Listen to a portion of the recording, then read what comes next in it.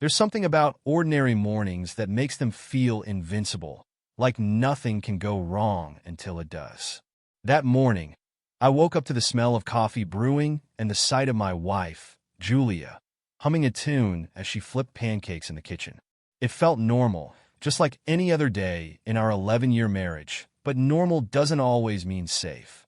I remember scrolling through my phone, answering a few work emails when I saw a message pop up from Kevin, a friend of mine who worked in marketing at the same company. We weren't best friends, but he'd always been one of those guys who seemed to notice things others didn't. I figured it'd be a quick chat about last week's team meeting or a funny meme. But it wasn't. Hey man, I wasn't sure if I should say anything, but I saw Julia yesterday afternoon. She was at that Italian place downtown with Dr. Bradley. Your family doctor, right? I stopped reading for a second, blinked twice, and reread the message. Julia and Dr. Bradley? Why would they be meeting for lunch?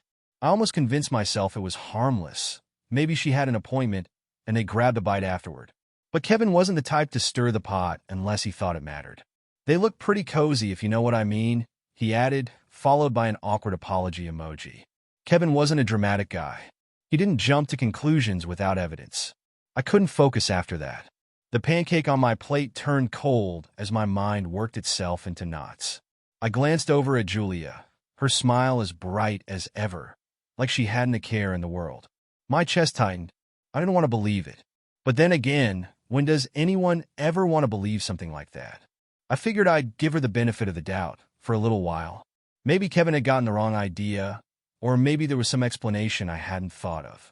But as I sat there sipping coffee, an unsettling memory surfaced. Julia had been spending more time out lately, claiming she had errands to run or last-minute work commitments. At first, I hadn't paid much attention. Now, every little detail felt like a clue waiting to be pieced together. I didn't say a word that morning. I wasn't ready to confront her yet. Not when I was still trying to convince myself there could be a logical explanation. Instead, I left for work like normal, but the knot in my stomach stayed with me, twisting tighter with every passing hour. Around noon, I found myself scrolling through Julia's social media accounts, something I'd never done before because I'd always trusted her. But trust has a strange way of crumbling when doubt creeps in. There wasn't anything suspicious there, just pictures of us, friends, vacations.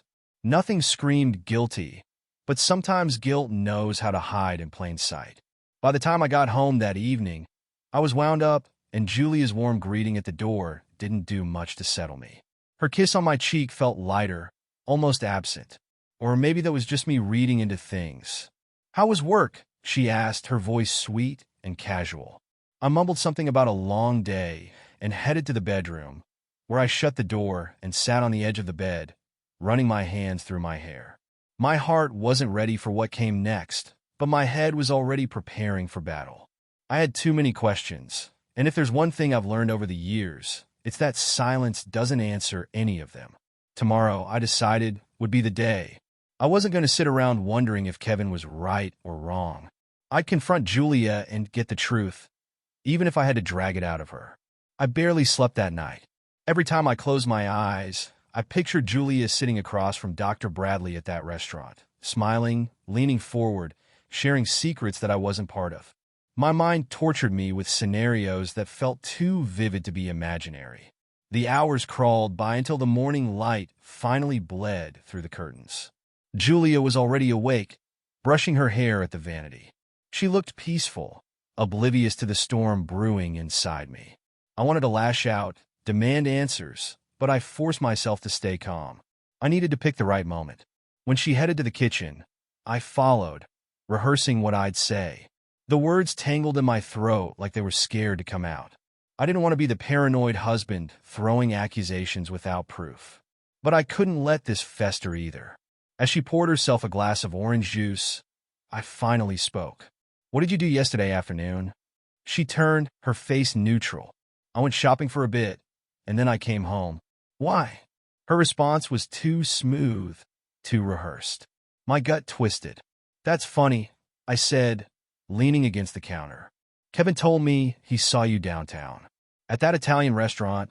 Her hand tightened around the glass, but her expression barely shifted. "Oh yeah, I did stop there for lunch," she said casually, as if she'd just remembered. I was starving after shopping. I folded my arms across my chest. And you were with Dr. Bradley? Her smile faltered. Yes, I ran into him while I was out. We were both hungry, so we decided to grab a quick lunch together. It was an answer that made sense, on the surface. But something about the way she said it, the slight hesitation, made it feel like a rehearsed cover story. So, it was just random? I asked. A coincidence? Yes, she insisted, her tone sharper this time. What are you getting at, exactly? I didn't answer. I just stared at her, waiting for her to crack under the weight of my silence. But Julia had always been good at keeping her composure, even when things got tense. That's what made her so good at her job as a project manager. She knew how to control the narrative.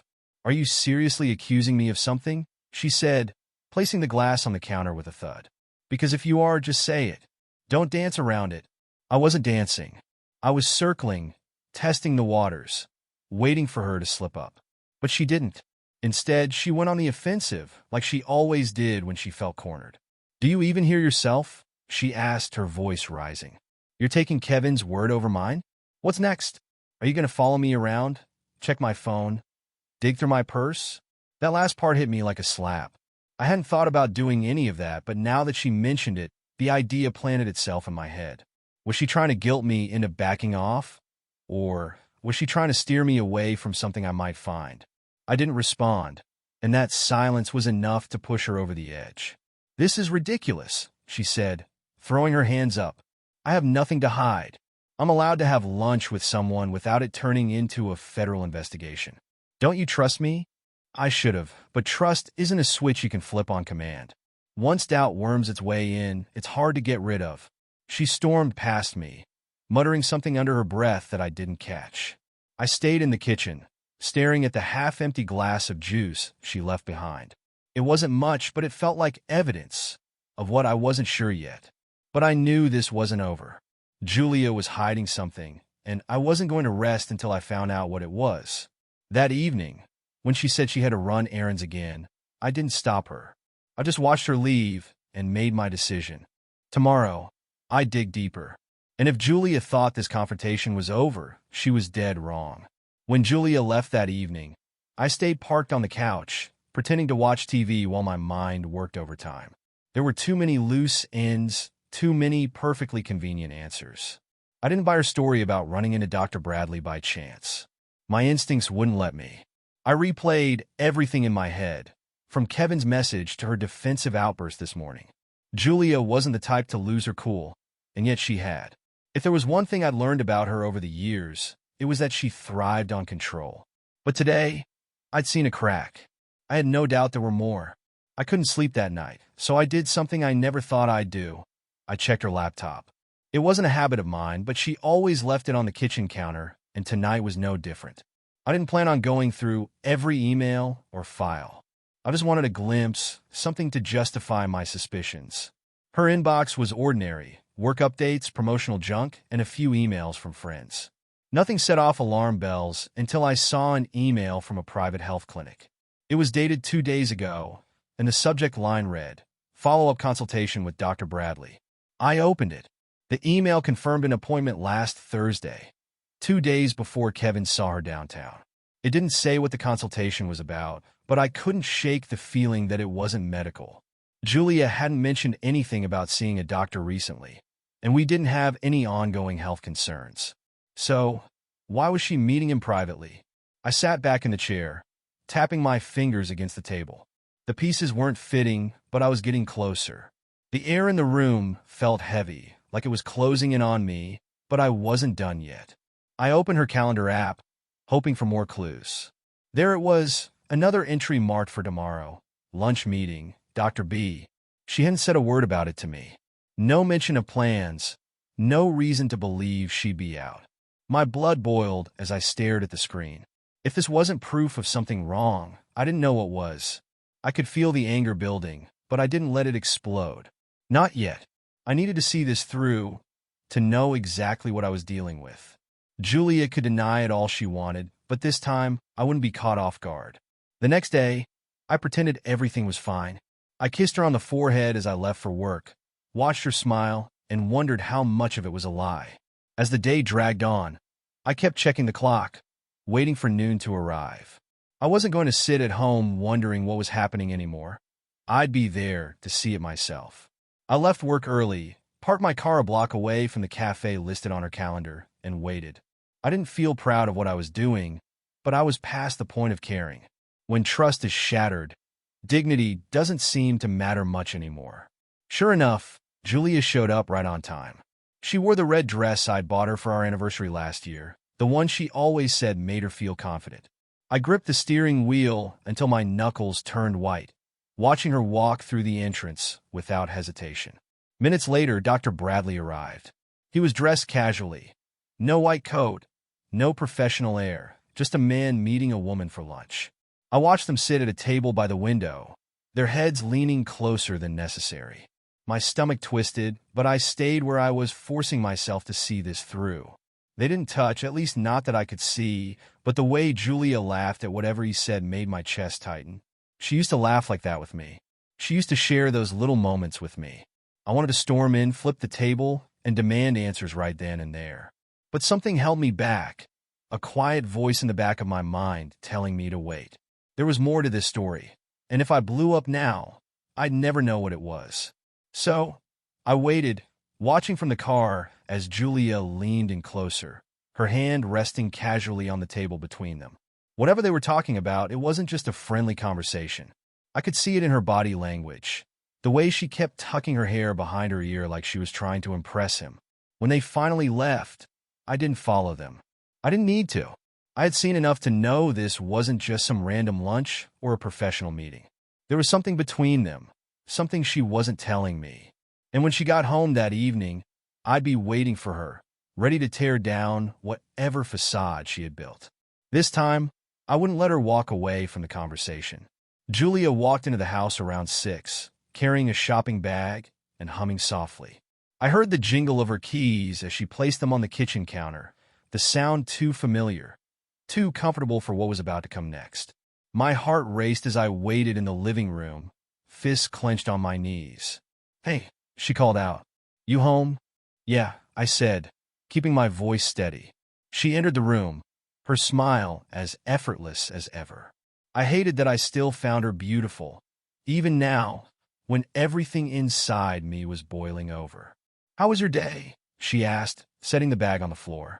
I stared at her, taking in every detail, the slight smudge of lipstick, the subtle glow on her skin. She looked like someone who had enjoyed her afternoon. "Busy," I replied. "Yours?" "Same old," she said with a shrug, moving toward the kitchen like she was about to make dinner. But I wasn't letting her get away that easily. "Where'd you go for lunch?" I asked, my tone sharp enough to make her pause. She turned, eyebrows raised. "I just grabbed something while I was out running errands." "Really?" I leaned forward, elbows resting on my knees. "You didn't mention anything about meeting Dr. Bradley." Her face stiffened for a fraction of a second, just enough for me to catch it before she smoothed it over. "Oh, that," she said, forcing a laugh. "I ran into him again, believe it or not. We decided to have lunch, but it was nothing serious. I didn't think it was worth mentioning." Her words were polished, just like the lies she seemed to have rehearsed. But I wasn't backing down. "Funny how you keep running into him," I said, standing up. 2 times in 1 week, huh?" She folded her arms across her chest, her gaze narrowing. "Are you seriously doing this again?" "I already told you it was a coincidence. I'm allowed to have friends, you know."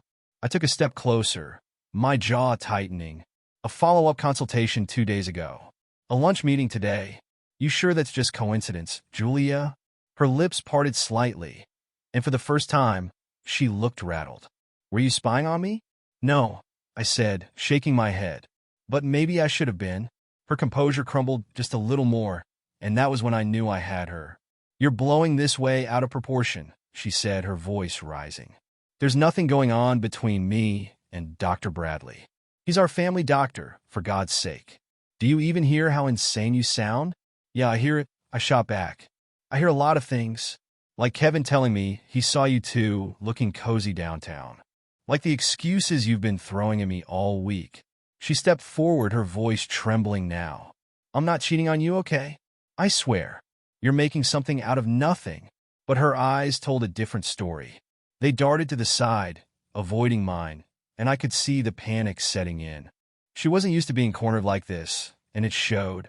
If it's nothing, I said, then why didn't you tell me about the lunch? Or the follow-up consultation?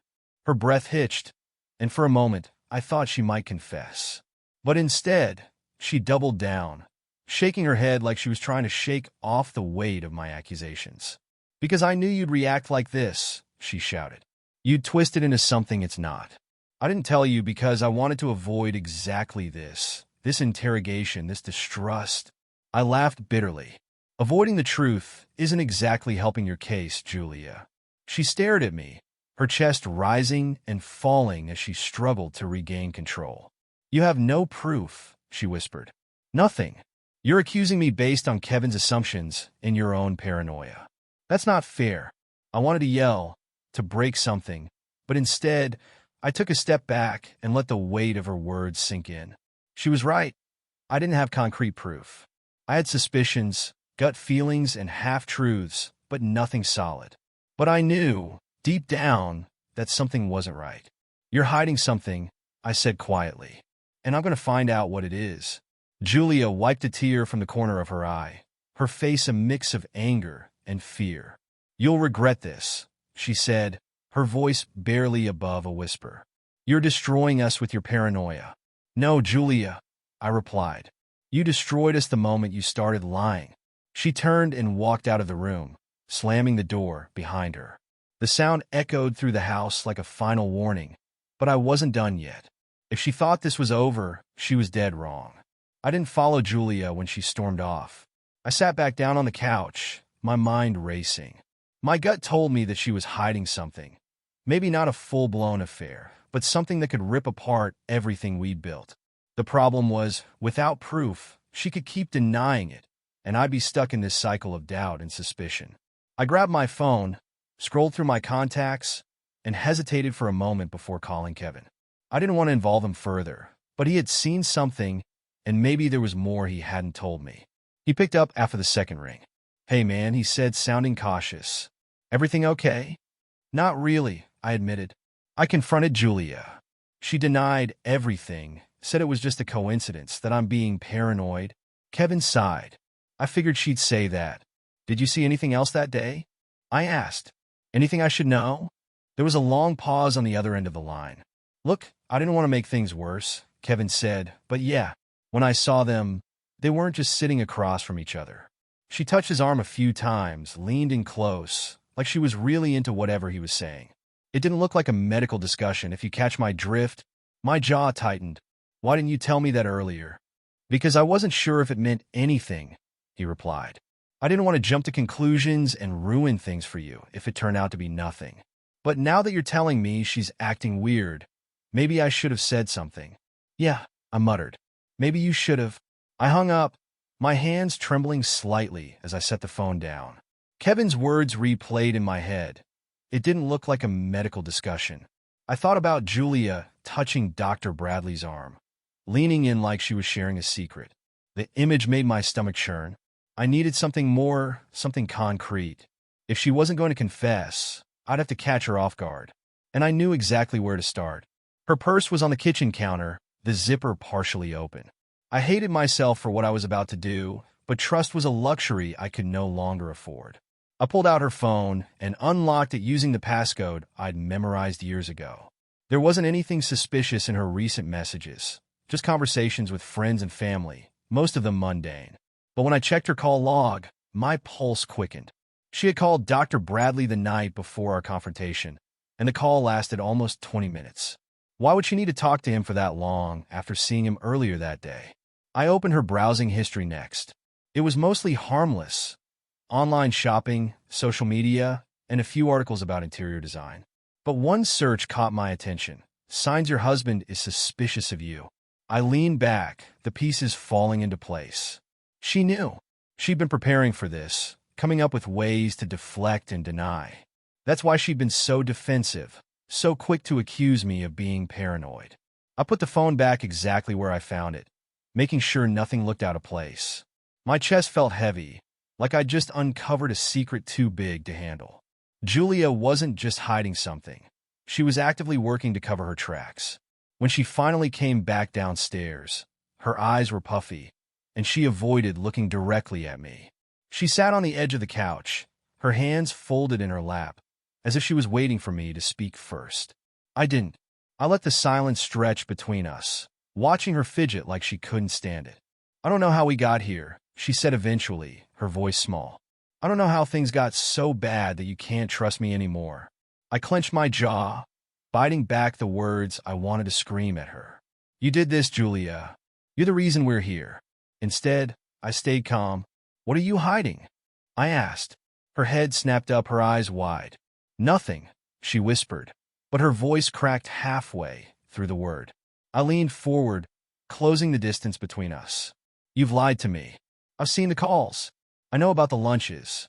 I know you've been looking up ways to handle a suspicious husband. So, tell me, what are you hiding? Her lips quivered, and for a second, I thought she might finally break. But then she stood up, wrapping her arms around herself like she was trying to shield her body from the weight of my accusations. You're wrong, she said, her voice steadier now. There's nothing going on. I've told you everything. You haven't told me the truth, I replied. She didn't respond. She just turned and walked toward the bedroom, leaving me alone in the living room with nothing but questions. But I wasn't done yet. If she wouldn't give me the answers I needed, I'd find them myself. The next morning, I woke up with a plan. If Julia wanted to play this game, I'd play it better. I wasn't going to sit around waiting for her to admit something she clearly had no intention of confessing.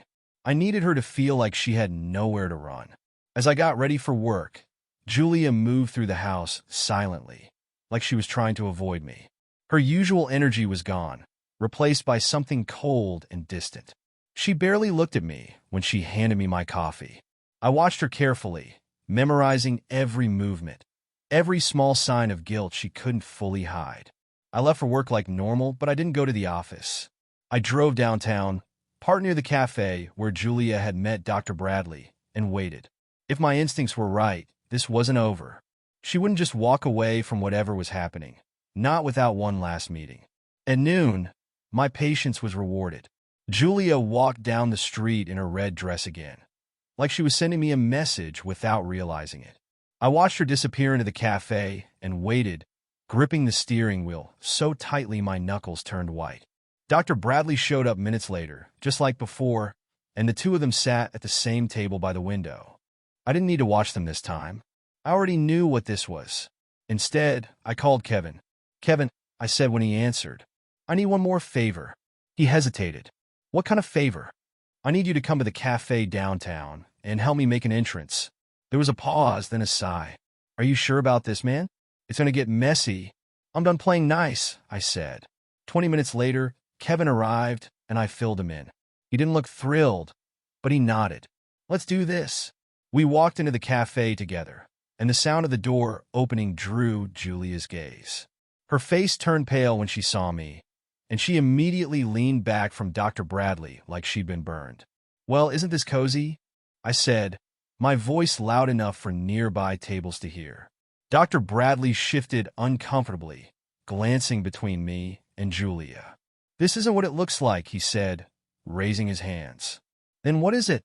I asked, stepping closer, because from where I'm standing, it looks like my wife has been meeting her family doctor behind my back.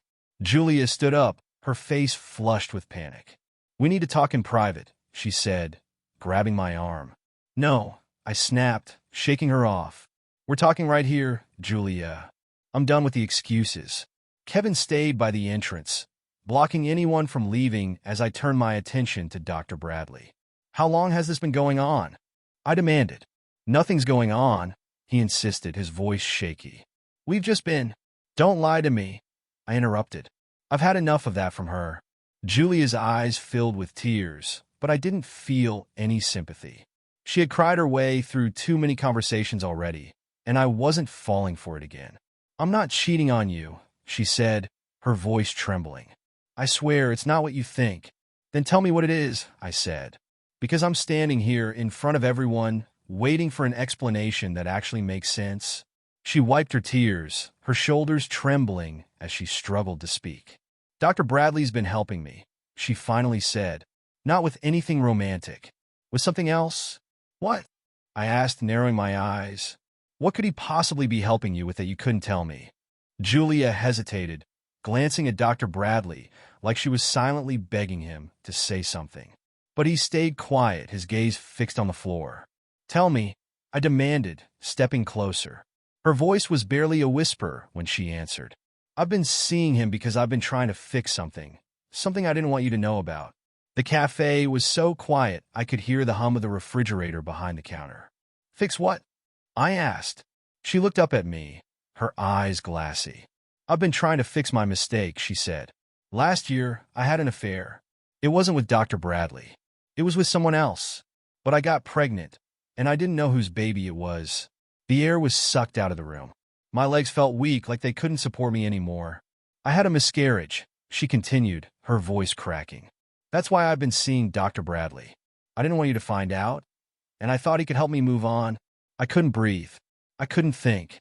All the anger I'd been carrying, all the suspicion, suddenly felt like it wasn't enough.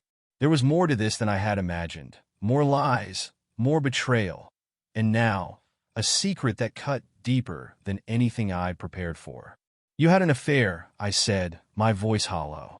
Yes, she whispered, tears streaming down her face. And you lied to me for over a year. I didn't want to hurt you, she said, sobbing now. I stared at her, the woman I thought I knew, and realized she wasn't the same person anymore. Or maybe she never was. I turned around, walking past Kevin without a word. I needed air. I needed space. But one thing was certain. This wasn't over. Not by a long shot. I drove aimlessly for hours, the sound of Julia's confession playing on a loop in my head. The farther I got from that cafe, the more it hit me. I had spent the last year living a lie. Every kiss, every laugh, every moment we shared had been built on secrets she kept hidden beneath a mask I hadn't known she was wearing. When I finally pulled into the driveway, the house felt foreign, like it no longer belonged to me. Julia's car was there, and the porch light was on, casting a soft glow over the front steps. I didn't want to go inside, but I had unfinished business. She was waiting for me in the living room, her eyes red and swollen, tissues clutched in her hand.